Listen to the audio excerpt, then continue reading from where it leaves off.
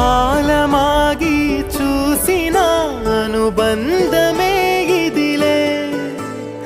వయసు మీరిన పాసమే ఒక కావ్యమైనదిలే